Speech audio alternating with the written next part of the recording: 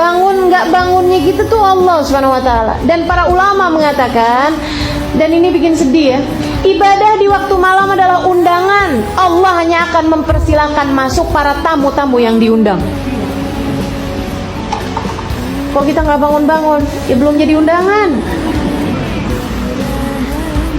Kita nggak bangun-bangun, kayaknya emang belum diundang-undang, teman-teman saya sekalian. Gimana caranya biar diundang? Jadilah hamba Allah yang lebih soleh. Undangan-undangan Allah yang lain dikerjain. Nanti ibu bakalan diundang buat tahajud.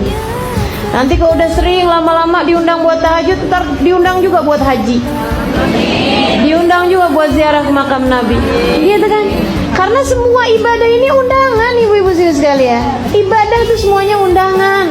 Termasuk juga segala tahajud juga undangan dari Allah Subhanahu wa taala. Allah hanya akan perkenankan hamba-hambanya yang diundang aja, yang dia mau aja. Makanya dalam sebuah hadis sampaikan, innallaha yanzil fi thuluthil lailil akhir wa yunadi hal min mustaghfirin hal min ta'ib hal min talibi hajatin fauniluhul matalib.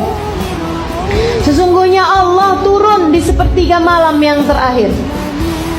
Turun, artinya Allah turun gimana? Allah mempersiapkan semua hadiah, semua karunia, semua pemberian pada sepertiga malam yang terakhir kepada penduduk bumi.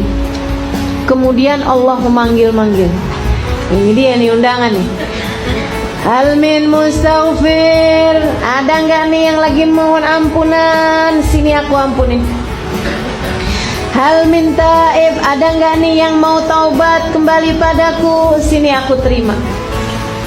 Hal min talibi hajatin, ada nggak yang lagi pada punya hajat? Sini aku kabulkan. Kita hajat banyak, tapi giliran waktu jelang subuh molor mulu. Habis itu kemudian bilang, ya Allah, padahal aku udah jadi ahli ibadah, kenapa hajatku nggak diterima?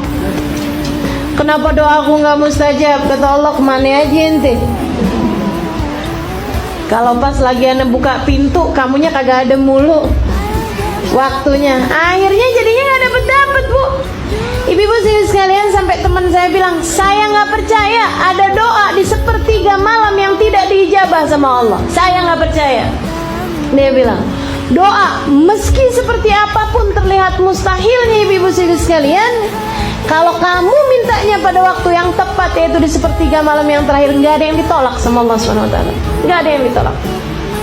Makanya nih, yang pada punya hajat-hajat gitu kan, minta, jam-jamnya minta. Di sepertiga malam yang terakhir, bangunlah, wudhulah, gitu kan ya. Kemudian angkatlah tanganmu sesudah kamu mengerjakan sholat.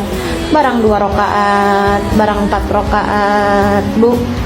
Kemudian angkat tangan, doa, minta sama Allah Subhanahu wa taala gitu. Habis itu kemudian jangan merasa bahwa kita udah jadi ahli ibadah.